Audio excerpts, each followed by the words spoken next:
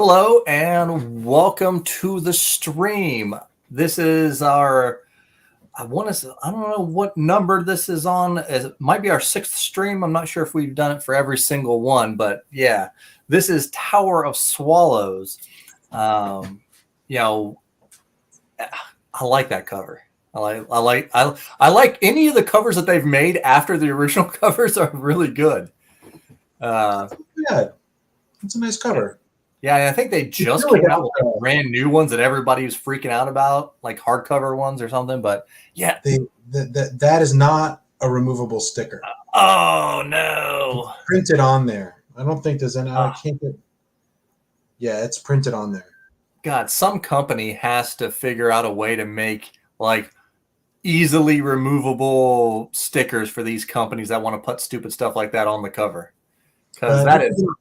This was actually in a box set. I got like all the books in a. And they all came with it in a box. All have the now on Netflix sticker. But I figured I'd get a nice box set for the shelf once I have shelves. Oh, yeah. The next 6 or 7 months I should have shelves. That's the plan. Yeah. Well, my issue with buying more physical Witcher things, like I kind of really want autographed copies. So I'm just like, do I just buy the whole set and just like, all right, I have the set, I have the nice set, or do I like slowly accumulate autographed copies because I know they're going to be freaking expensive. It's kind of how my wife's been doing it with all my Dresden stuff. It's like, once or twice a year, she's like, oh, got you something. Yeah. Oh, that's nice. Yeah. That's nice. That's cool. But I have signed. I don't think books I really have that are signed are from friends of mine, but I've been trying to get more special editions. Yeah. Like fancier covers and the sprayed edges, and like I've been doing some more broken binding stuff. So the book seems like it's up my alley. I've been ordering it. Now they're just in boxes because I don't have shelves. Yeah. What's the big three is what? The broken binding, folio, and Raymark or something. Raymark, and then Subterranean Press does a bunch of stuff, or they did. Subterranean Press did the first set of special editions of Malazan, which was the first books I really wanted. But when those came out, I already didn't have a place for them or the money for them. So I think I was a high school teacher at the time. I wasn't buying $100 leather-bound, books, on that salary. That was just not going to make sense. So I never got those. Those are hard. Those are hard to get. Yeah.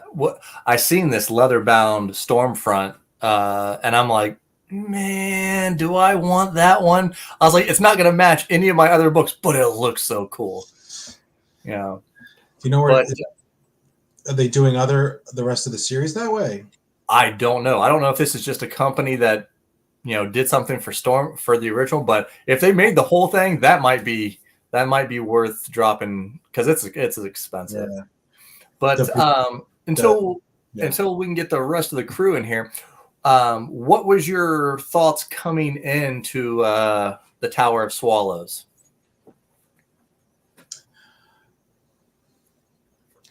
I was expecting Ciri to be more active in this book.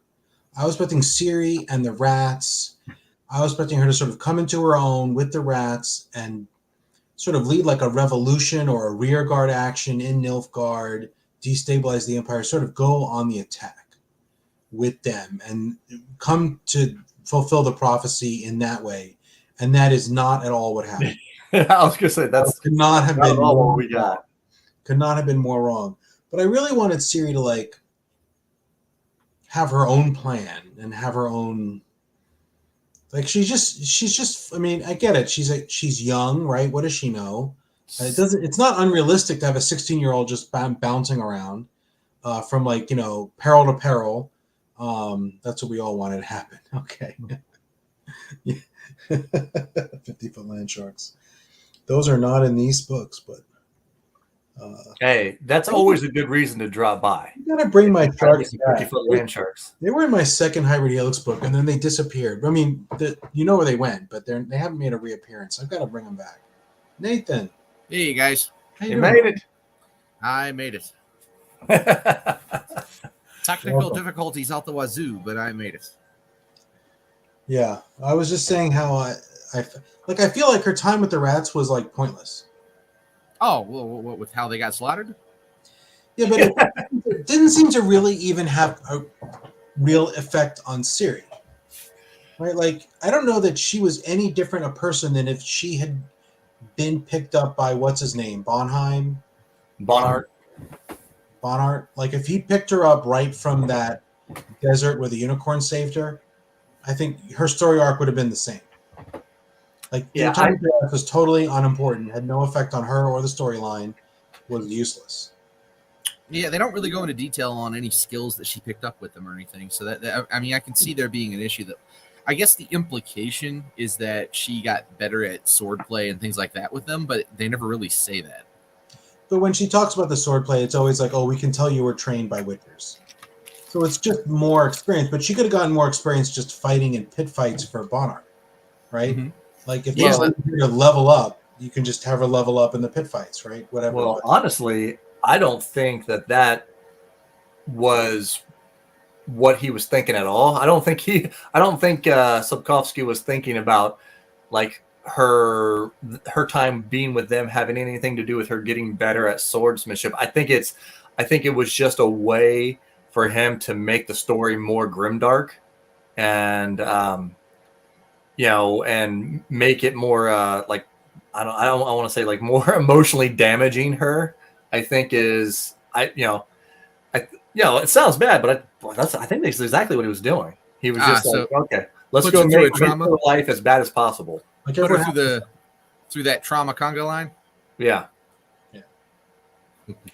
Yeah. I mean, you start off, and and I think this happens like at least three times in the book, is we start the book off with that like nightmare scenario with the wild hunt again. Like we knew it was coming back, and actually we didn't get as much in this book as I thought we were going to. But yeah, it starts off with her, everyone throughout the book has the nightmare, right? Has a version of a nightmare about the wild hunt. They talk. What are they talk about like all the different like sorceresses and people waking up and like, and it's also another funny way for Sapkowski to be like, oh, I'm showing you all the people who are like adulterating and like who's hooking up with who, but he does it in the way of, oh well, sorceress so and so wakes up beside Lord whatever. Like, I'm like, yeah, that's Andre. Yeah, that's how he rolls.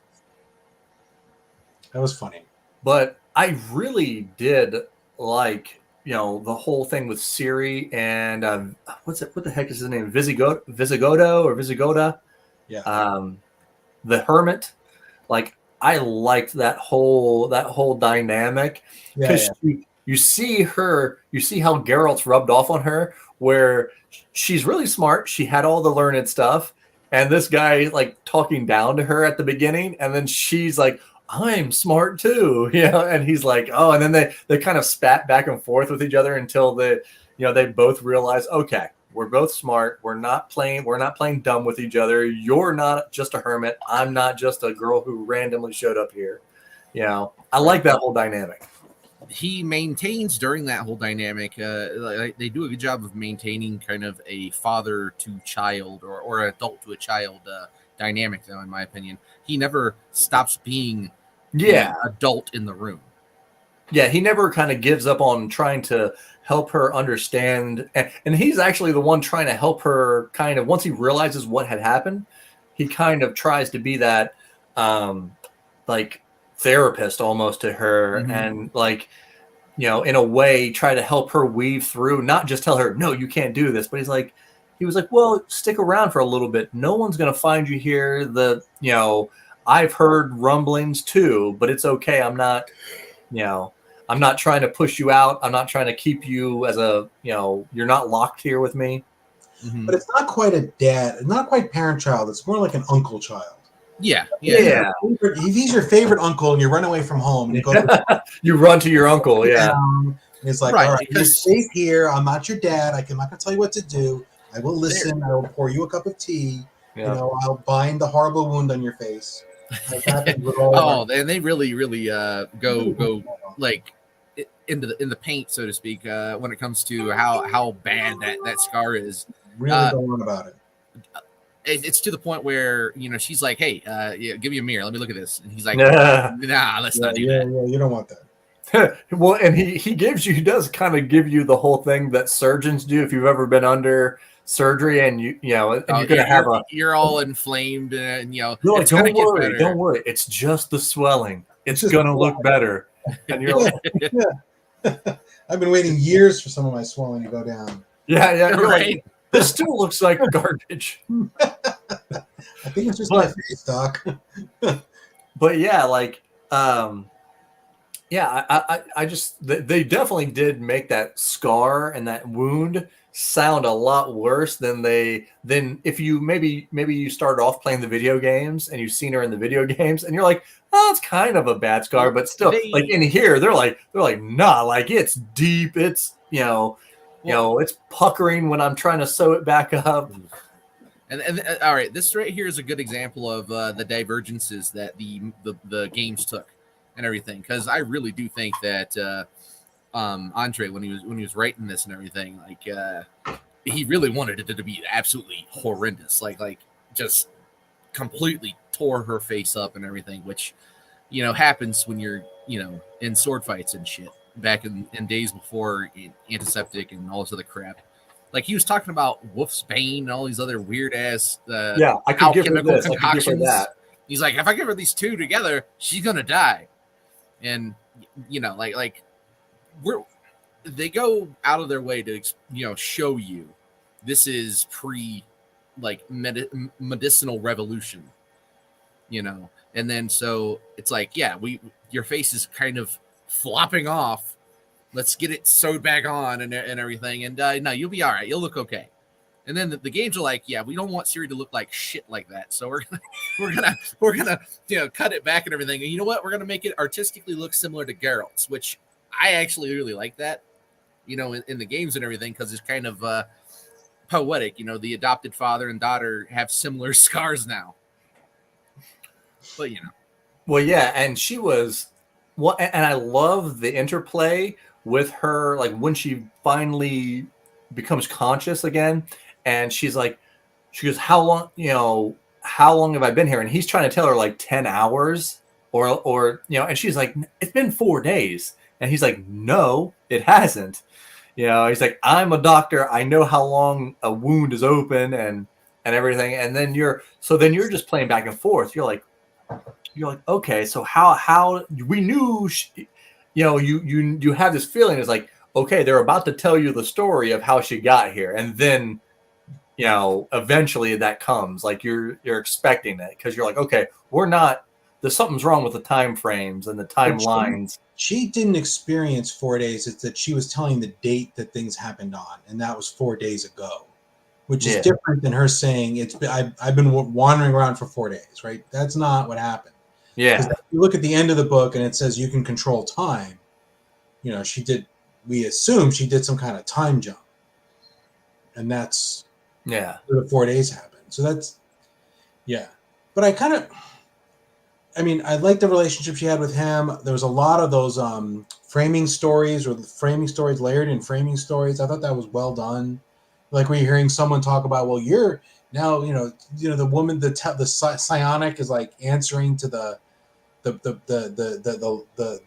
judge or something and telling the story, and it's nested in other people telling stories about what happened on camera, and you're just like, okay, where were we? But it was good. It was, you got it wasn't too hard to follow.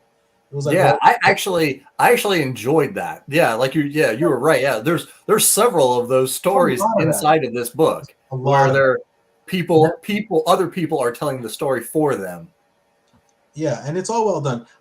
I still finished the book, and I felt like the big things I wanted to happen, none of them happened.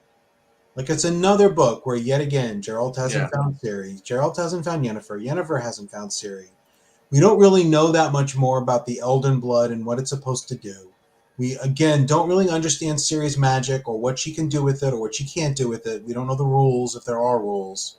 We know she lost it for some reason, and then she got it back for a reason that's not quite clear. Yeah, She she called the lost. super scene on it, but I don't know what that means. I think. She lost it Well, from, we did know why she lost it because Yennefer told her not to mess with fire magic, and she used fire magic to save. Was it Little Horse she was trying to save? And I think it's all mental, really. But she used the fire magic, and then it's just like, well, she told me not to mess with it, and I did, and so now my magic's kind of gone.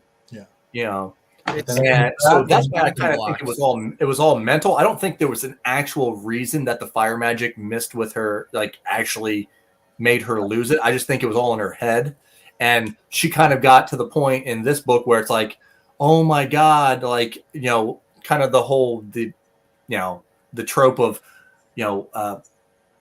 trauma brings out your power. Specifically when she's probed by the psionic.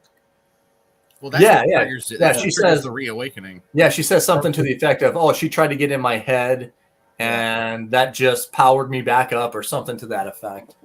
Which is not terrible. Like it's fine. It just we don't really know more. We don't really know that much more than we did a book ago. Considering I just read 400 pages of The Witcher. Well, I know that much more than I did. I don't really know any more about the prophecy. Nothing really has progressed. I guess we kind of get this feeling that Redania is going to get some resources that I may not have otherwise had, but that was like a mini sliver inside, right? Geralt's been missing for most of the book again. So I'm like, I mean, there is some cool stuff that we do learn, though. There's a lot of cool stuff. Yeah, we learned what have we been taught? We've been talking about in the last couple of these lives. We're like, how old is Dandelion? We're like, we think he's 30. We think he's 50. Toss a coin, John. I started watching the show again in the middle of reading this, which was not smart. And then I confused myself. I'm like, oh wait, which storyline am I on again? But he just feels younger on the show. Yeah, so it was funny because they're all around the campfire, right? And Regis and Dandelion are going back and forth about like what to call it. Dandelion was calling it 50 years of poetry, and Regis is like, half a century sounds so much more poetic. And then Geralt jumps in and he goes, Dandelion, why would you name it something so stupid? You're not even 50 years old yet. He's like, and like Geralt, I don't know if Sapkowski, like people were saying this to Sapkowski, so he's like, you know what? I'm just going to spell it out for you guys. He's like, so you told me you didn't start writing until you were 19. This will be your 19th year writing. So he's 38 years old now. So like I was like, okay, well at least we cleared up that mystery. Which I mean, what he's about 50 by the end of Witcher 3 though, isn't he? That's about the amount of time that gets added, I think. Watching the show while reading the book would just reinforce how badly it is adapted. I don't even want to get into that. That's a whole discussion by itself. I still got like 2 or 3 episodes left of season 3. My wife refuses to watch them. She's like, I'm not saying I'm not going to watch them, but I'm not watching them right now. And I'm like, I just want to finish it so I can be done with it. Has she finished Smallville yet? Because that'll answer your question. No, she's on the last episode of the 230 episodes. My point exactly. She won't finish the last episode. She's not going to watch these Witcher episodes. Just watch the damn things. But like when, one of the most brutal, like, okay, so, she runs away from the rats, right? She just has starts getting these visions, right, of Geralt and of Dandelion, and and then somebody says something to the effect of like, oh, there's another Ciri that is living in the castle and he's about to marry her, and she kind of gets this, she gets these visions, so that's already scaring her. But then she also has this like very, because she's 16 in the book, right? She has the very like the teenage thought comes into her mind like, somebody else is about to get what I deserve. Yeah. So she kind of takes off blindly, kind of half thinking I gotta go save Geralt, but then the other half is like, should I go and take my birthright back? Right. And she ends up running into the guy. What in the heck? Hotspur is that his name? Who was trying to tell all the rats, well, if you turn yourselves in, they won't kill you. I'll put in a word for you, and basically you guys can work for me as hired thugs or whatever. And the rats are like, no, it's a setup. And so Ciri ends up chasing that guy down, and some weird stuff happens. And Sapkowski has done this on more than one occasion. Does Ciri hook up with the Hotspur guy while they're on the road? Because I'm like, he's flirting with her, right? And then he was like insinuating that we could do some stuff, and then they kind of just jump it a little bit, and then she says something to the effect of, it wasn't so bad. I'm like, did you just hook up with this guy? I'm like, what are we doing I here? remember now. I think there's a lot of interpretation on that one. I don't recall personally. Doesn't she decide she will, and then something interrupts them? I remember that happening with her and someone. Well, and then I might as well, and then they get interrupted. And it was something like that. We might, but then, then they get in a fight with these. I don't know if it's Nilfgaardians or if it's just random thugs, and he gets hit in the shoulder with a arrow or something, and he's like dying, and he's like, just let me grope you while I'm dying, and and then she's like, that's how I'm going out. There's gonna be some nerd be like, my last breath. Can I please? He's and she's like, okay, I guess I'll just let him do that. And then she's like opening her shirt, and then all of a sudden he's just like slumps over on her. I'm like, it makes it seem like she was almost at the point of looking forward to sleeping with the guy, and then she didn't get the chance to die, and she was like, well, screw this. So I don't think she did hook up with him. I think she was going to. And maybe it was like she was ready to, and then he, it becomes I think it becomes a bit of a theme in the series that her love life is basically cursed. Well, she's at the age now where she would start kind of doing that, but her whole existence is so chaotic. But let's give Sapkowski some credit, right? He's not buying into the like decent women can't have sex or have sexual lives, or he's not buying into the only virgins are worthwhile, or every like positive female character has like one male lover that they marry. Like that was typical stuff. Yeah. He's always even kind of made fun of that too throughout the book. Like that's not how it is. Like Yennefer makes fun of people who think that only virgins can do stuff, and right. But that's the thing, right? He's trying to go against that trope, but that trope was very strong in the fantasy world. Oh, absolutely! Especially back then. Terry Brooks's characters were not fucking around. Sword of Shannara was just a sword, right? That was not a metaphor for anything, right? Now, I actually really like the sort of the subtext going on there, where you got like I almost want to call it low fantasy, because they do go out of their way to kind of make it like this is medieval Poland, medieval Europe, but add magic shit and call things other names. So they're really they're trying really hard to go with that low fantasy thing, and then he's making fun of all these high fantasy tropes.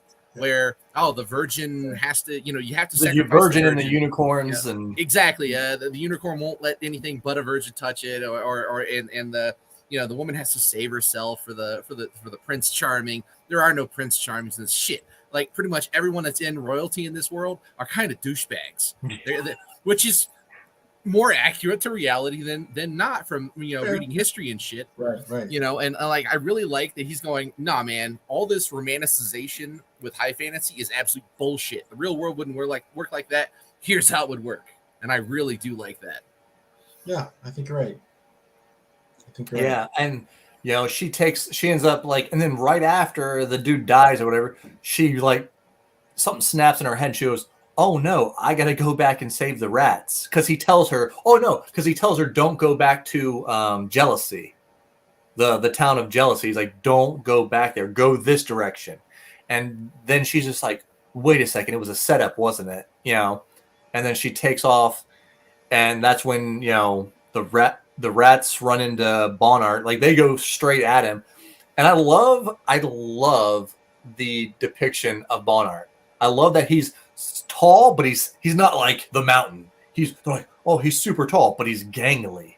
He almost looks like a ghoul, and he's wearing his underwear or whatever when they knock on his door to wake him up or whatever, and he walks out and he's just got his sword and his scabbard and his underwear. Some tall, skinny dude, and he's like, God, we could do this the easy way or the hard way. And they're like, what? There's 6 of us. You ain't gonna do shit. And he's like, the hard way it is. And then like I did a top 10 villains or whatever, and he was on it because he is just what he does to them after Ciri gets there. And it was interesting. I really like how Sapkowski sets up the little bit of the fight that there was, showing that she's really good. Like, she's really good, but he's just on the next level. And of course, he was fresh and everything too. But they don't turn her into a Mary Sue where she can she just shows up and she just kills the big bad who just killed everybody. It's like, okay, she is good. She stopped a couple of his blows. She got close a couple times, but in the end, this guy who's known as like the best mercenary in the world, ends up beating her. But then like when he cuts off their heads and like throws them in the vinegar and the salt and everything, and I'm just like, wow, that was visceral. Like her explaining that like he had peasants or whatever come and open her eyes so she couldn't blink. I'm like, that is vicious. That's one of the vinegar and saws and salt, right? And it's like, yeah, what are the saws for? You'll see. What are the saws for? Funny you should say that she's not a Mary Sue and stuff like that, because you're right. You're absolutely right. And ultimately, by far, without a doubt, this is the most powerful character in the entire Witcher verse. When if she gets fully actualized and stuff, she would be able to whip that guy's ass no trouble. You see more of that, again, in the games and whatnot there, much past the stories and whatnot. And you get to see a lot more of it, a lot more for actualizing in the book that we're going to read after this one, obviously. Well, yeah, go ahead. No, ultimately, all I was really going to say is we should really cut a snippet of what you just said there out of this video, and we should send that off to Disney. Let them know how to make really good female characters that aren't Mary freaking Sues. Well, yeah, like you said, she has all that power within her, but it's just got to be realized. And kind of like Joe said, it's like, we were thinking that it was going to come in this book. We thought that we were going to get more of her going and like attacking and infiltrating and doing stuff. And again, like we're getting to the point in some of these books where I don't remember a lot. So it was cool. Like, oh, okay. But like Lady of the Lake is by far the biggest book in the series. And I think that's probably why he's like, well, I gotta fit stuff in, so, he kind of bloats up the next book to kind of flesh out everything. And if I'm not sure everything does get fleshed out, but it's you get to see some of the stuff come to fruition for her. But I actually really liked the dynamic, and like Bonnart is really a bad guy that you love to hate. Like he's done really well in my opinion. Like when he kind of grabs her and like takes her to the fighting pits and everything, and I guess we get to figure out exactly Ciri's dimensions when she gets fit for that crazy sword she got. Yeah, she's 5'9", 112 pounds. So I was like, she's swanky. I was like, well, that's pretty cool, I guess, But I do like how I think the guy who was the blacksmith or whatever you want to call him was thinking that like he was going to try and get Ciri to kill Bonnart right then and there, because he gives her the first sword, right? And she's like, she moves it, and Bonnart's like, she's too slow. She's too slow. That it needs to be at 4 ounces lighter. And he goes, oh, why didn't you say who you were bringing in, such a specimen or whatever? And opens like the quintessential, opens the box. Ah! You know, and it's like the best blade anybody's ever seen. And he's like, it seems like he was talking to Ciri in code. He's like, yeah, sometimes you just have to reach out and grab your destiny, you know, and like he's like inching the thing closer to her, and then like Bonhart slams it right before it gets to her. He's like, yeah, she can use it later or whatever. He goes, maybe the destiny's not today. And I was like, you know, well, yeah, he's one of those villains that he's pragmatic. He's very pragmatic at everything he does, and that honestly, at least to me, that makes me like a villain more because it's somebody that's not, to use the old trope, he's not holding the villain ball. He's not doing dumbass things. He's very smart. You know, like she's got to get around him. So he's an organic piece of the story, you know, that is almost like acting like a pebble or a big ass rock in the middle of the flow of the story instead of letting the plot move him where he needs to go. You know, so they got to she's got to work around him like an organic obstacle as opposed to the plot saying, okay, he's going to do this, this, and this until this point, and then he dies. Yeah. It's a little odd, right? So he has this reputation for always keeping his word, which is presumably important if you're a mercenary and an assassin. Mm-hmm. Yeah. He kind of blows it so he can use her as a pit fighter. And I'm like, I guess, but that doesn't seem like good enough to me. Like, how much money can you really get from, what is it? What's the scam that everyone will bet against the 112-pound girl to beat everyone who shows up with a sword?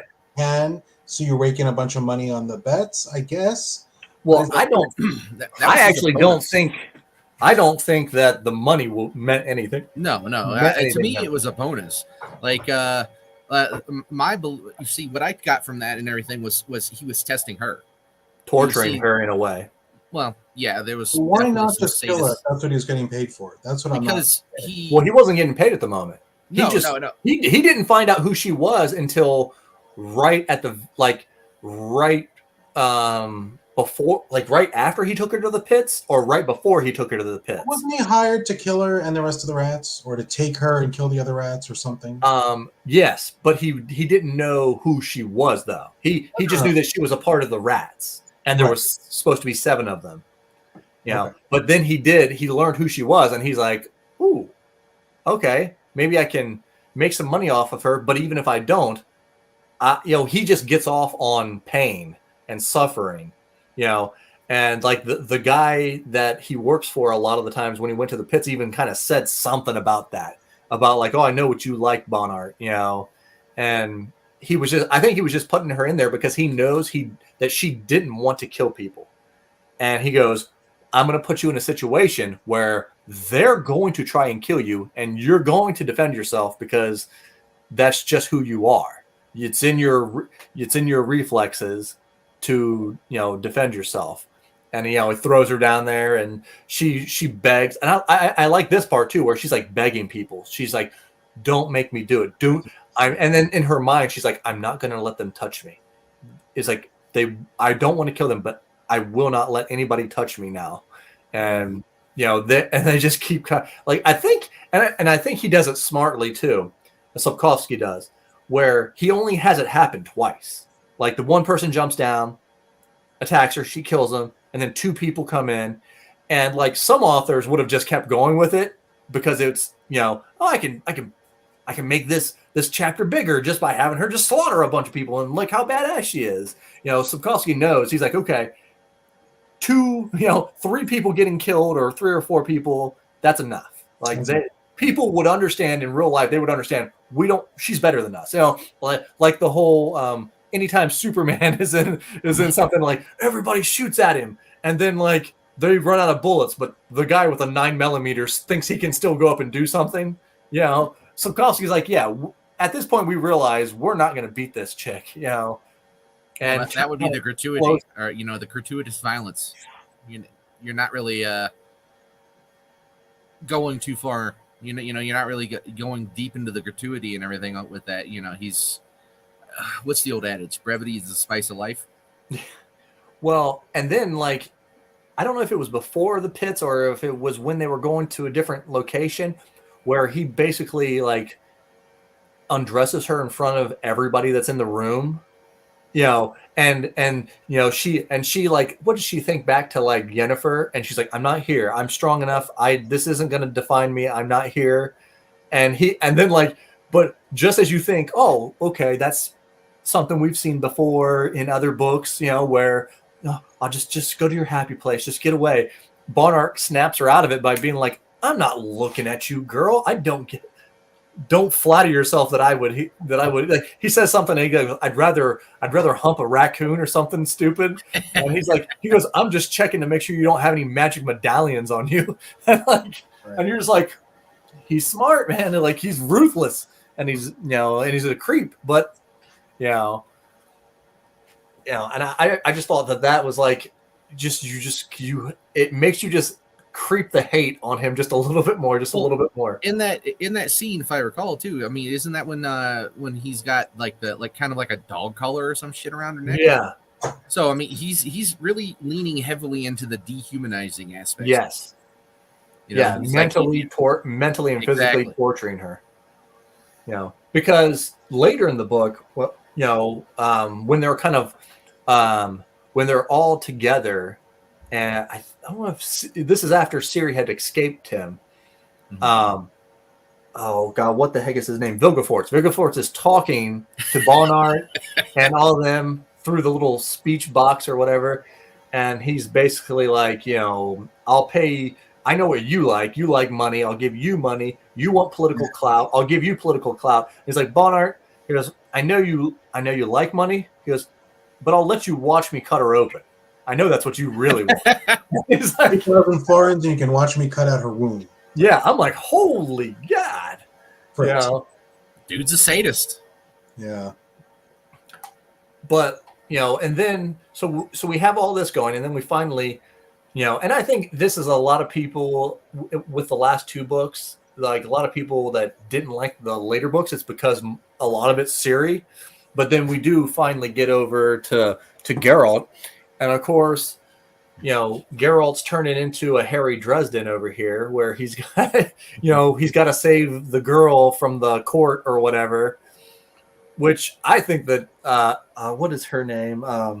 Agulin, where she was trying to turn state evidence, against Geralt at first. And they kept like punching her in the mouth. And Geralt's like, can we just stop punching her in the face for a second? He's like, can we take it easy for just a second and figure out what the hell's going on here?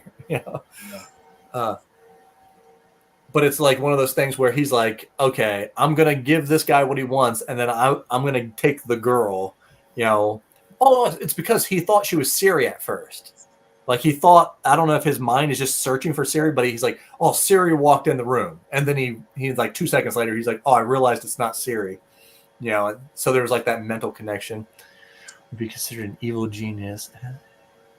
Him thinking she was Ciri, I thought that was weird. I was trying to figure out if that meant something, like if someone had influencing his mind somehow, or if he was just so obsessed with finding her. I took it as him just going super Papa Wolf. I mean, I just took it as someone that was close to her size and, and things like that, just triggered a memory and whatnot. Because he wants to find her desperately. Yeah. That's his driving, impetus. Well, I think you're right, because he now knows that Ciri's not in Nilfgaard. Like he's been told that's not the real Ciri. So, his thought, he toys with the thought, talking with, God, I cannot remember the guy's full name because he always says like 4 names, but the Nilfgaardian guy who's not a Nilfgaardian guy. Oh shit! What's his name? I can't, like, his name is so long it always just passes over me. But Geralt's like, maybe she's dead, and the guy's like, she's not dead. I know she's not dead. We've been having dreams again, So I think that Geralt's mind is Ciri's not in Nilfgaard. I don't actually believe she's dead, so she could be anywhere, and I've got to. Cahir. Yeah, there's the one name. It's not me. There's the one name. Yeah, good. Yeah.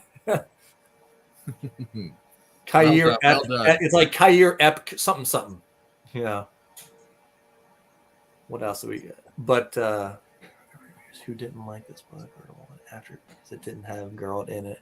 But yeah, like it's like it. You kind of figured that that's what this book was going to go to. As Ciri got older, she was going to become more the center of the story. I mean, absolutely. And as it like even all the way from the beginning and everything, she was the focal point. It's almost to me, it's almost like watching a plot device become a character, because in the very first books and stuff, she was more of a plot device than anything because she was young. She was a child. She didn't really have. When I say plot device, I'm saying she doesn't really have a will of her own. She's kind of moved places by the adults and done things, and then she branches off. Well, especially in the second, the second short story collection. Well, she was basically just a device for Geralt for a reason for Geralt to be here and then come back. She was the child of surprise. Yeah. We watched the child of surprise become the girl of space and time, basically, or whatever they call her. But, it's a really cool evolution, if you go from the very first ones and you're just chronologically going through it and stuff, because each book she gets more and more agency. Hell, you could even say that she gets agency, it gets knocked back. It's like 2 steps forward, 1 step back, 2 steps forward, 1 step back, and you're watching that happen throughout these books and stuff. And I think it's a great evolution of the series, because Geralt's always there, but he goes from the primary protagonist to the secondary protagonist. He's still there. He's still one of the key protagonists, but it's not his story. Well, yeah, and we're at this point where it's like, also like Geralt's kind of injured. He's kind of, Sapkowski is playing up the injury. Geralt's had to do a couple little skirmishes since then, and his knee's been bothering him and everything. So if you're trying to make this realistic, I was like, okay, Geralt's still injured. You don't want to try and like force Geralt into these big battles and stuff, and also try to keep him, keep his injury seem real, without him, getting more beat up or whatever. But I do like how him and Kair kind of make up. It's kind of your quintessential, like, let's just beat the crap out of each other and get it out of the way. We've been wanting to do this for a while. It's stupid, but I got a laugh out of it. It was funny, but I feel like Geralt's like, oh, now I trust you. And then he said, oh, but it turns out that, like, Regis explained that you're not the traitor and how we know that. And I'm like, the timing there wasn't, the sequence of events didn't flow properly. Like, it seemed like punching each other is what made you think that he was okay, but that doesn't make any sense. Well, I think the only reason why it was okay, it was because Kair like knew how far this was going to go. So he didn't use a sword or a blade or anything. He's just like, he goes, we need to hash this out like men. He's like, so it's just like, all right, I'll just punch you. I'm not trying to kill you. I may get my ass beat, but we're just gonna work the, it's very 5th grade. Okay. Very 5th grade. Like, punch you in the nose and now we're friends. But again, I do like how Sapkowski kind of continues it, and they end up having a conversation where Kair's like, I'm in love with Ciri. Like, I'm not in love with that Ciri. I can see her as she is now, even though I haven't seen her for years. I see her as a grown woman almost. And he goes, and I'm telling you, man to man, like, I don't know what I'm going to do when we meet her. And Geralt's like, so are you going to take her back to your king? And he doesn't say no. He's just like, if I do take her to my king, yeah, I can never be with her, but I can still see her. And I'm like, what are you saying to, like, Geralt's been wanting to kill you for, like, and he's like, so can we basically squash this until we get to that point, and then we'll decide. And Geralt kind of says, that's how it's going to go. Like, I'll decide what I'm going to do with you once we get to that point. You got to respect the honesty. Dude's not sugarcoating or hiding any of your shit. He might omit things, but he's not lying. No. Well, so I got a question for the two of you. Like what your opinion on this? Do you think that Sapkowski is a plot-driven writer or a character-driven writer? I'll let Joe take this one first. These two books are character driven, right? It's all about exploring the depths of the suffering of the characters, and almost nothing has happened in a plot sense. Like, they've traveled a little bit of distance, but that could have been done in a chapter. How far everyone got, like, no one cares. Like, the whole thing with, like, Geralt and Milva and, like, the pregnancy and the miscarriage, and, like, they got nowhere and learned nothing. Well, yeah, the only thing we got out of that is now Milva acts like a mother, where she was beating them with with her belt. Yeah. Those character dynamics changed, the relationships changed, but plot perspective, almost nothing happened. Right? Yeah, like, I agree. Gerald's been looking for Ciri for 2.5 books. Still doesn't have her. Doesn't know where she is. See, the reason I asked that is what something that JR said that kind of made me think about it. You know, like when you know, you were talking about Geralt's knee injury and everything, and how it's actually still affecting him and everything. I got to thinking, you know, like if it was a plot-driven book and everything, it would have been a non-issue. They would have the power of the plot would have pushed him through to, you know, win whatever he needs to win. But when you're actually focusing on something like that, you're like, well, plot. It doesn't matter where he needs to go. This is an issue that's going to be there until it gets, you know, properly healed or addressed. Yeah, I mean, like the whole thing with Geralt is almost like Sapkowski doing a deconstruction of fantasy. Like, I'm going to give you this really cool, really wicked, powerful dude, and you're going to want him to, like, save the day. Yeah. And I'm going to make him an old, limping, grumpy man who can't get anywhere, can't solve any problems. Old man Logan before Old Man Logan. Right. Can't find the girl. He gets captured over and over again. He's constantly getting his ass kicked. Like, and I can see why, you know, one of the commenters, GK Alive, was saying how some reviewers didn't like these two books. And, like, because we, you know, probably a lot of people would much rather see Geralt kicking ass for 7 books. Yeah, I agree with me. I think I would too, right? I like that. That's the kind of book I like when the Geralt character gets. Well, I think now I purposely have not read the little side book that he came out with, and I think that's probably what it is. If I'm guessing correctly, it's probably just Geralt kicking ass on the side, you know. But yeah, I agree with you 100%. You know, it starts off, you know, these short stories of Geralt. So it's like, oh, Geralt doing cool things. It's all about his character, right? And then when you get into the beginning of the actual novels, it sets up this huge plot and story of Nilfgaard taking on the North, Ciri, the child of destiny that everybody wants.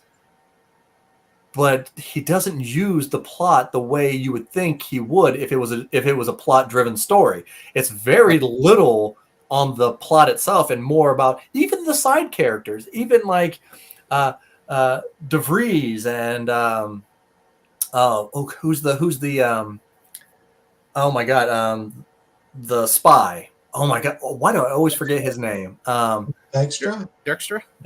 Even Dijkstra. It's less about what he's doing and more about himself. It's more about like, I'm getting into trouble with this person. I hate these kind of people. You know, it's them talking about themselves and their own situations. And but what's the resolution of the scene with Dijkstra when he visits the Corvair or whatever that the nation is to the north? The final thing that happens is not him getting or not getting money or troops. Oh, yeah. Him saying, I've noticed that you never take anything for yourself. It ends, that peaks with a character moment, not a plot moment. Yeah. And that happens in a lot of places. Yeah, right? all the time. All the time. Yeah, all the time. It's like you're onto something there. You know, every time we think that a scene is going to be a plot scene, it turns into a character scene at the last moment. You know, yeah, he was talking about like how you're basically what he kept calling him, a brigand or something like that, or basically calling him, you know, slimy, but you're honest slimy, you know. And he's like, you never stolen any money for yourself. You've never done any of any of these nasty things for yourself. But you enjoy doing these things. Yeah, he was calling him something, some slur. Yeah, I forget what the slurs, but he called him it like 5 or 6 times. Yes, but yes. he's insinuating you're an honest bad guy, basically. Yeah. I can work with because Dijkstra was trying to get like 1 million or 3 million florins or something from the guy, and he's like, "Oh, that's not a lot." And it's like the rich guy, the miser rich guy saying like, "Oh, 3 million's not a lot." Well, you know what I have to do to get 3 million? He goes, "Maybe." And Dijkstra's like, "Yeah, it's not a lot for you." It's like, but I did love that backstory. And about where that place, that it used to be a slur to go to that place. Why don't you go to Kovir? Go to Kovir. Or if you don't want to work, go to Kovir. And meanwhile, people in Kovir, once they realized what they had, they was like, we had all we had was sand and salt. Well, guess what? Now we can create better glass than everybody. We're the glass manufacturer. We're the salt supplier. And then they took over all these other things, and it's like, now it's like, go to Kovir, and they're still like, he even made a point, like, people still say that, but the people in Kovir are living like kings. Like the average citizen is like a noble in other places. When Dijkstra and the other nobles came up there, they were like, what the hell is this place? Like, we thought we knew what rich was. I do kind of, I like that plot point in any book where where the lonely place ends up figuring out a way to become rich. I like that. It was a good sidebar. And I enjoyed it. It was well written. But also like, I keep coming back to, I really just wanted something to happen in the main plot. These were 20 lovely pages that were well written and interesting, but I really want to know more about the Elder Blood. I want to know what Ciri's role is going to be. I want to know what her powers really are, and I'm not getting any of that. Wait till you get to the Lady of the Lake. Yeah, I think that's all of that. Yeah, I think as we're talking about this, and then you're asking these questions, I'm like, I'm pretty sure all that will get answered in the next book. I'm pretty sure it's like the heavy thing in the book. But I really did like where Geralt goes and meets that, and he goes and meets the elf in the cave. I really liked their discussion there. Was that that elf? Was that Havelok? Oh, I think you're right. Yeah, I think that that might be, I might get his name wrong, but it's something like that. Yeah, it's one of the scenes that always pops in my mind whenever I think about later Witcher books. I mean, Geralt they make it funny at first. Geralt doesn't take his sword. He's like, I'm going in, trying to be a nice guy. And just walking in, and you have these little gremlin-like characters that are attaching to his shoes, and he kicked one and it shit all over him or something. You're like, of course, why wouldn't it? But I did like the way he was describing everything. It made you feel like you were back in The Last Wish, where he was a monster hunter and he's figuring out how to deal with all these. And then, he meets the somehow Russian creature that drinks vodka, and he's like, knocker. And he was like, he's like, oh, you're lucky the elf wants to talk to you, but I do love the conversation that they have where the elf is drawing cave paintings, and he's like, humans love to just explore everything, and when you find this, you're gonna think it was you guys doing this, and I'm gonna make you look stupid, basically. I mean, and I can't remember how much of a role he plays in Lady of the Lake. I don't know if I can't remember him being in it. But I don't know if he's in. I don't know if it's just. It seems like he would be in more stuff, but I don't remember a lot except for the very end of Lady of the Lake. So it's all going to be a surprise to me. Well, and that's the weird thing about these damn books. If I'm not refreshing my memory and whatnot, I'm not retaining this like Dresden. I could tell you everything happened in Stormfront right now. I haven't reread that damn book in probably 10 plus years. But I'll retain the hell out of that stuff. But this, I got to keep re-upping myself, and I'm trying to figure out why. And it has to be just the way that Sapkowski writes. And I'm not knocking his writing style, but it's just one of those ones that it doesn't. I don't get it. It's not as hooking in my head. Well, because you're bouncing, like you don't bounce in Dresden. That might be it. You're with Dresden. It's first person POV the whole time, and it is a plot book. Like there's character development, but it's a plot driven book in Dresden. Like stuff's always happening, and it's always plot related. It makes me wonder if I'd had the same struggles with Song of Ice and Fire. I might have to try to read one of those just to see. But it's a lot of POVs. Yeah. Well, I think that we could do a whole nother thing about Song of Ice and Fire. But I think George does the best work of anybody I've ever read that has more than 5 points of view. Like if you have he does great with massive, massive casts. That's the one thing I will say I think he does better than anybody is handling a ton of characters. But so yeah, and then of course we have the scene where Geralt goes with Agilem to try and figure out because these guys at a mine, like I think he's trying to find Ryons, I think is what it is.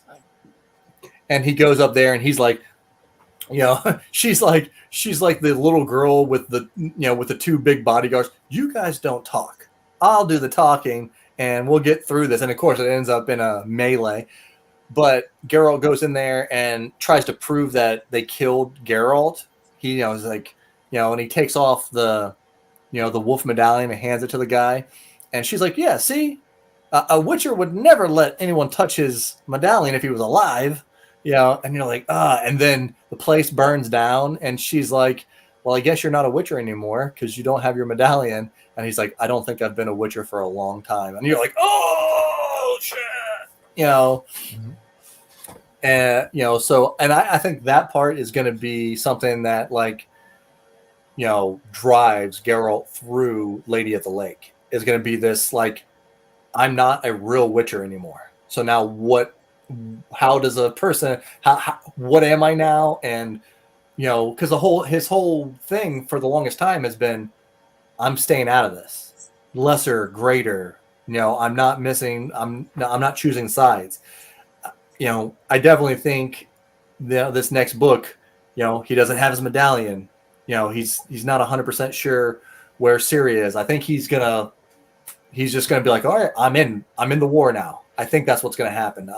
Like I said, I don't remember a lot, but I feel like that's the way it's leaning. I mean, I think that ultimately this was all culminating into Geralt just basically saying, I'm not the White Wolf, I'm just a Papa Wolf. Yeah. I'm not a Witcher, I'm just a dad now. I had to find my kid. Well, and then one of the best scenes in all of the Witcher books happens at the end of this book. I know Nathan. I was talking with Nathan about we're getting ready to read Power Swallows, and he's like, dude, one the first scene thing he says is skates. It's the skates. The skates is just such a great. What did you think about that scene, Joe? Oh, it was excellent. It was excellent. And I forgot that she had said, "Can I take these?" And he's like, "They were my granddaughters, but I have no use for them." And she's like, "All right, I'm taking them then." And then when she takes because we don't know what they are when she has the conversation with Visigoth or whatever his name is, and then it's like his granddaughter's skates.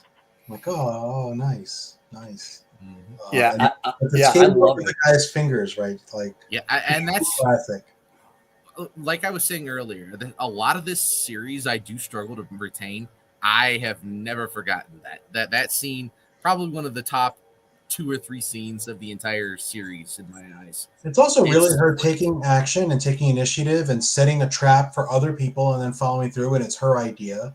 Mm-hmm. So it is one of the rare cases of her really taking initiative. Once she's in his Visigoth's place for however long, and then she's taking initiative after that.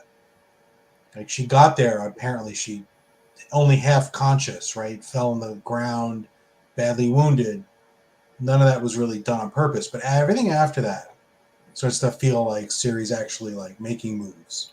Yeah, I think that point right there, she decides I'm no longer a victim. I'm not a victim anymore. I am the Witcher girl, And of course, I think when Yennefer, because Yennefer's barely in this book, but when she was dropped off over at Skellige,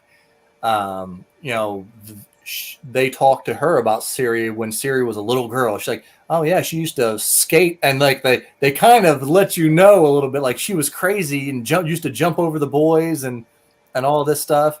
And then of course that comes full circle when when she's skating around, and of course again Bonar is smart. They get out there in the middle, and as soon as they realize, oh, she has skates on, Bonar's like, bye bye. He hightails it back to the shore, and he's like, I'm gonna let this play out, and we'll see what happens. And she just starts murking everybody, and I'm just like, that's well done. That's one reason why I want to finish this season of The Witcher, because I'm hoping that it's in the season, just because I want to see that. I want to see that in film, But we also got to see Yen again, just torturing these characters. What is it? Vilgefortz hooks her up to these tubes and stuff, sticks them in her. And I don't know if he sticks them in her ears and in her arms and stuff. And it's what do you call it? A scene machine or some weird thing where he's like, I know you can find Ciri or whatever, but she kept thinking about, and that's how when Geralt thought that Gair snitched them out, it was actually Yennefer thinking about him when she was tied up to the machine. That's how they found the group, because they were all wondering, well, how did, and then we're like, well, how did they see everybody, but they didn't see Regis? Right. And they figured out it's because magic can't see him. And then you go to Yennefer, and then that's where we figure out it was actually her that accidentally told them where it was, because she couldn't stop thinking about Geralt. Right. Yeah. Right. But yeah, and to jump into the middle of a trap very casually and get kidnapped. And I'm like, what, Yen, what are you doing? Why? Yeah, she always seemed to be a step ahead of everybody. She made all these payments to people, right? She there was all this money going out, paid for things. Is there a rescue attempt that's been set up that she's already paid for and they're going to come get her? Or because otherwise I'm like, this just seems very ill-advised. Oh, there's this a Bermuda Triangle, middle of the sea. We think he's there. I'm going to jump. I'm going to get a boat and go out there and see what I can find. I'm like, no, you bring an army. Yeah. Or you know what's there and you plan better, but she just went. She just kind of fell into it. Yeah. Come on. You can't. Yeah. The only thing I can think is, well, his henchman, his main henchman, Ryance, was killed by Ciri just now. And then Dijkstra is still looking for him. So I don't know if it's going to be Dijkstra busting the door down, we caught you. And then, then he finds Yen or something like that. But because when we last seen Yen, she was hooked up to that machine still, right? She hadn't escaped or anything. So that's going to be something that has to be figured out in the next book. Threw herself into that trap, and I was like, oh, come on. Yeah. It definitely felt like we, like you said, she just kind of happened to fall into that trap somehow. There wasn't a lot of lead up to it. And like I said, she was only in the book for a very short amount of time. Yeah. But again, that's why I think the next book is a good bit longer than all the rest of the books. I think he's, doing the whole thing where they're all smashing together, at the end. I'm not sure.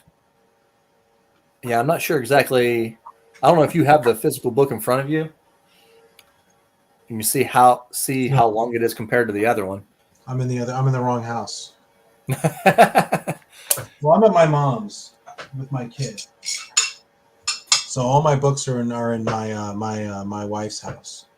So I have. You guys still in the process of moving? Well, my mom has a house near where my kids live, so I spend a week out every month with her, and I get custody of my son. Nice. I'm in Maryland, just outside Baltimore right now. Oh, okay. And my wife's house was where I spend most of my time, and then my wife and I bought a house upstate that we're moving to this year. So we don't know exactly when. Hopefully late spring or summer. Once she gets the house we're in now, like kind of fixed up and sells it, we'll move. So that's Yeah, I've moved during the winter when I moved to this house, and I'm never doing it. I'm never moving again. yeah.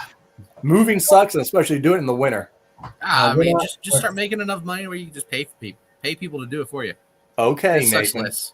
that helps. What? But Well, we're moving to a house. I'm going to die there because it's got the 1-story living. Like the nah, first floor has like the master bedroom and like the kitchen and like the master bath and the laundry room are all on No one stairs. floor with the garage, not one step. So I'm No like, stairs never for have to them leave. knees. You can just like roll my ass. what do they call those ranch style homes? It's all one No, level. but it's got a story above and below, but you don't need them. Don't need to go there. Or Okay. my stepson can have the upstairs, right? And like whatever, but you don't have to leave that first floor to like live a full life. But you don't have to give up your house either. So Yeah. So So I'll start off with Joe. Like, what do you think? Well, I guess what do you think and what do you hope is going to happen in this up and coming book? well, you guys said we get more. I want to know more, right? I'm a lore and sort of plot guy. Like I want to know like what the deal is with the prophecy, what Ciri's actual powers are, what she's going to do with them. Is she going to stop Nilfgaard? Is she going to join Nilfgaard? Like I want those questions answered. I hope it's not another book of everyone just looking for Ciri and Ciri just being lost. Because I can't. That's been 2 books already. Yeah. I've had enough. So so I just want that, and I'd like to see Geralt or Yennefer or Ciri, any combination of those 3, do some cool stuff to beat Vilgefortz. Some epicness is what we need. I think Vilgefortz is now established as a villain, right? He's the guy who's like doing experiments on young women, right? He's like the villain right now. Right, that's your sign when the guy's doing medical experiments on innocent women. Like, okay, he's the bad guy. I don't have to like Nilfgaard's a little questionable, right? Whether the Emperor of Nilfgaard, whether he's really a bad guy or just the other side. Just the other side. Yep. Vilgefortz is definitely a bad guy. So I want him to get some comeuppance, and I'd rather be ideally it's Ciri's hands, but any of the 3, I'd be happy. Yeah, like I said, I don't remember a lot outside of like the very end of the next book. Yeah. So like, yeah, my thought is like, well, I want Geralt to go toe to toe with Vilgefortz again. You know, I want to see if Geralt, now that Geralt knows what he's capable of, maybe he can, you know, hit some of the potion sauce and go take him out. But yeah, I will, and I mean, at the end of the book, you know, Ciri hits the portal at the Tower of the Swallow, and gets transferred to another realm. So we're gonna get to see what's going on in that realm, which I'm super excited about. What are you looking forward to, Nathan? More Anshi, more Elder Blood, more Regis.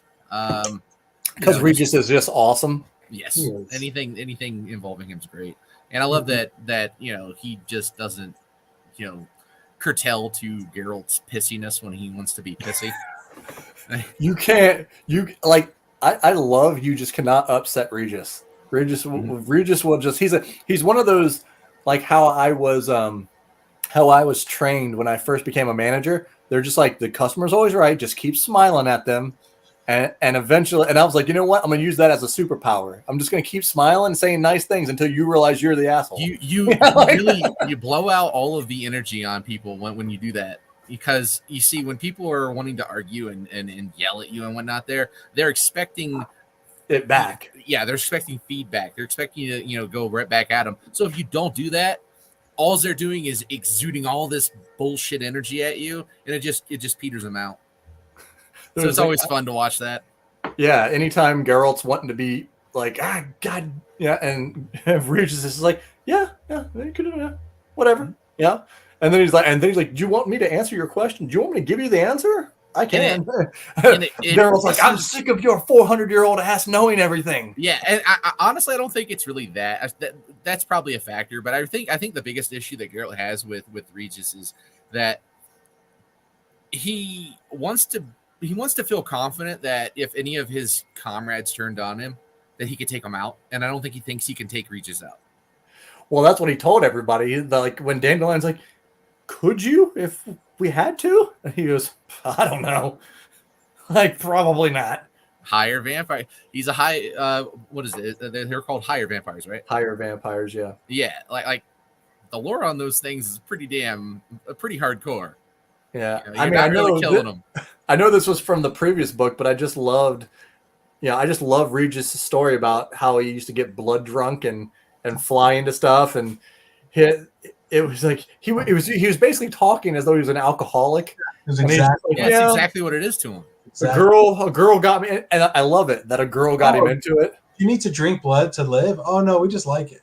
Yeah, it's just fun. It's just fun, right? I love that. No, we don't have to kill people. No, but you know what? It's a good time. That's like, yeah, stupid, right? I flew. He goes, I flew under the influence one time and ran into the side of a house or whatever, and these people just cut me into bits and threw me down a well. She goes, it was horrible. It was horrible. That was the worst 50 years of my life. Oh, it was like, Jesus. Oh yeah. Well, in a funny way, you're like, that's a hilarious story. But underneath the current of all that, we realize that he's almost unkillable. Yeah. Like, oh yeah, they cut his head off. They set him on fire. They did all the stuff, and they're like, yeah, I regenerated in about 50 years. It was all right. Yeah, kind of sucked for a little bit. Learned my lesson. I shouldn't drink and drive or drink and fly. Exactly. I mean, these things are nigh invulnerable, nigh unkillable, and Geralt's like, yeah, I can cut him up, but he already said that's just an annoying 50 years. He's a good character. But yeah, I'm looking forward to more of that, more of all of that, and I want a higher badass quotient. That's what I want. I want a higher badass quotient. I want more epic stuff to happen. And as they say throughout the book, if anybody crept up to this YouTube stream and looked through their monitor, they would see three guys talking about The Witcher.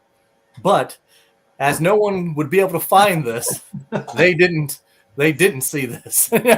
But I am glad for all of you people who have popped in and out, and it looks like several of you stayed here for the entire hour or so, which is awesome. You are the best. I hope you subscribe to my channel as well as JC and Byrne. Joe, tell them what you got going on. You can find me at my website, jcandbyrne.com. I've got a bunch of books on Amazon at JC and Byrne. I've got a magazine coming out every week called Grim Dwarf. If you go to my Patreon, you go to @JC and Byrne. There's a free tier where if you subscribe, you get the link every week to the new issue. And 4 issues are out. So, I don't know. I guess that's something. That's what we live for. Yeah. And they're free. And if you download them and you don't love the story, I will fully refund the purchase price. Personal guarantee to all my readers. That is full refund. That is an impressive offer right there. Yes. But there will be no refund because Joe is an amazing writer, and you're gonna love it. There'll be no refund because they're free. So I mean, yeah. To be fair, to be fair, Joe's gonna open up the window of somebody coming over to him, going, "I want my shit back," and he was like, "Well, it was free. What am I giving you? My time. Give me my time back. Damn it." That I can't do. We're not Ciri. We don't have any weird timey-wimey stuff going on here. But yes, as for myself, go check out the books. You can find them on Amazon. If you got the unlimited, you can read the pages at your leisure. Audiobooks galore. Working on another one. Another one's at the editor. So we're gonna have a lot of stuff going on. But I can't wait to get back with you guys. Bryce, if you're watching, we missed you. We know get you. We gotta work him out. Gotta get him back. I guess he got messed up on the time frame because I think he's out in Arizona or New Mexico. So he thought it was 2 hours ago. So we'll get this worked out. We'll make sure everyone is here for the last one. And if you're, all you that are still watching this, for the last one, we're not only going to just talk about Lady of the Lake, but we're going to talk about Witcher as a whole. So we're going to talk everything Witcher, and we're going to nerd out, and it's going to be a good time. And can't wait to see you guys in the next one.